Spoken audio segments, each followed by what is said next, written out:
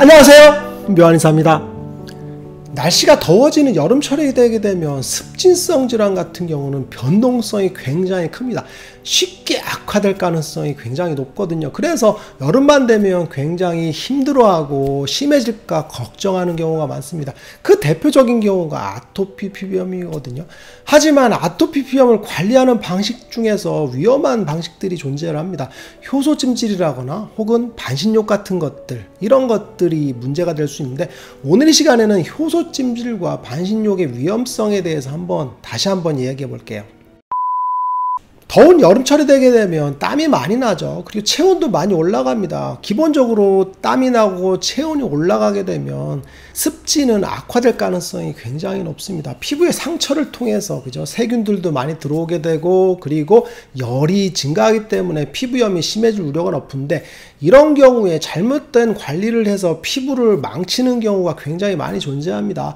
일전에 제가 얘기했죠. 누가 아토피를 만드는가에 대해서 얘기했는데, 기본적으로 아토피 피부염 같은 경우에 생로병사를 따져보게 되면 어렸을 때 신생아 피부염이 생기게 되죠. 신생아 피부염 같은 경우는 피부에 열린 상처를 통해서 음식 알레르기, 즉 항원 물질들이 들어오게 되는데, 적은 양으로도 피부로 침투한다 그랬죠. 열린 상처를 통해서 단백질들이 들어오게 되면 알레르기 반응에 의해서 감작이 됩니다. 이 단백질이 나한테 알레르기 물질로 작용한다라는 사인을 보내거든요. 그래서 그 물질들이 조금 다시 들어오면 굉장히 많은 피부염을 유발하게 되죠. 그래서 열린 상처를 통해서 단백질들이 유입이 되는 게 굉장히 피부에 치명타라고 했죠. 이것들이 만성적으로 열린 상처가 되게 되면 계속적으로 유입되니까 어떻게 되겠어요? 알레르기 반응이 되게 많아지게 되겠죠. 그래서 만성적인 알레르기성 체질이 되는 거죠. 이게 바로 아토피 피부염이죠. 그러면 이 상태가 되게 되면 피부가 열린 상처가 조금이라도 다친다 하더라도 비슷한 물질들이 또 들어오게 되면 피부에서 염증 반응이 생기죠. 먹어서든 혹은 피부로든. 그래서 만성적인 아토피 상태가 지속적으로 계속 들어가는 겁니다. 피부에서도 악화인자로 들어오고, 호흡기로도 들어오고, 뱃속으로도 들어오고, 그래서 식이항원, 호흡기 항원, 그리고 피부로의 침투, 이런 것들 3박자가 어우러져서 아토피 피부염을 악화시킨다고 했죠. 그런데 이 기전 자체에서 감작이라는 게 굉장히 중요합니다. 잘못된 항원 물질들이 피부로 감작되는 횟수를 줄여야 되거든요. 그 기회를 줄여야 되는 겁니다. 이게 바로 신생아 아토피 피부염 혹은 소아 아토피 피부염 관리의 첫 번째 지침이거든요. 그런데 효소 찜질이라거나 이런 반신욕 같은 걸 하면서 입욕제를 넣는다던가 하면 문제가 굉장히 심각해질 우려가 많습니다. 무슨 얘기냐면, 첫 번째는 아토피 피부염 상태가 되면 피부가 열려있죠. 이 상태에서 효소 찜질을 하게 되면 어떻게 되겠어요? 효소방에서 들어가서 쭉 눕게 되겠죠. 그러면 피부로 단백질들이 들어올 가능성이 굉장히 높습니다. 그리고 또 하나는 땀을 흘린다 그랬죠. 땀을 흘리면서 피부가 더 열린 상처를 존재하게 되겠죠. 그럴 때는 감작될 가능성이 더 많죠. 아무래도 피부가 드라이한 상태에서는 피부 장벽에서 각질층이 촘촘하게 되어 있죠. 근데 땀을 흘리게 되면 어떻게 되겠어요? 각질층이 물에 불죠. 그러면 늘어나게 되죠.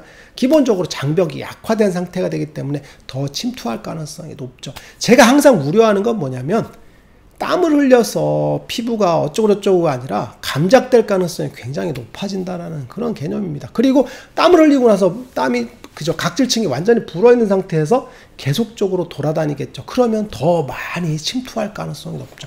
이래서 갑자기 피부염이 확 심해지는 경우가 굉장히 많습니다. 똑같은 경우가 반신욕입니다. 반신욕을 할 때 땀을 빼게 되면 피부염이 좋아진다라는 얘기를 하는 경우가 굉장히 많습니다.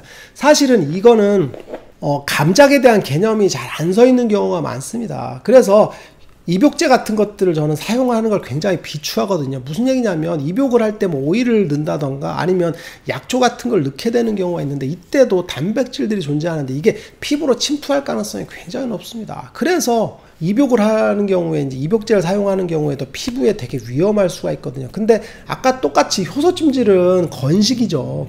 드라이한 상태에서 찜질을 하게 되니까 단백질들이 접촉을 통해서 침투하게 되는데, 반신욕 같은 경우는 물이죠. 물을 통해서 침투할 수가 있습니다. 그래서 조금 더 리스크가 크다라고 보시면 돼요. 기본적으로 제가 누차 얘기해 드렸던 것처럼 땀을 흘려서 아토피 피부염을 낫게 한다. 저는 사실 반대하는 입장입니다.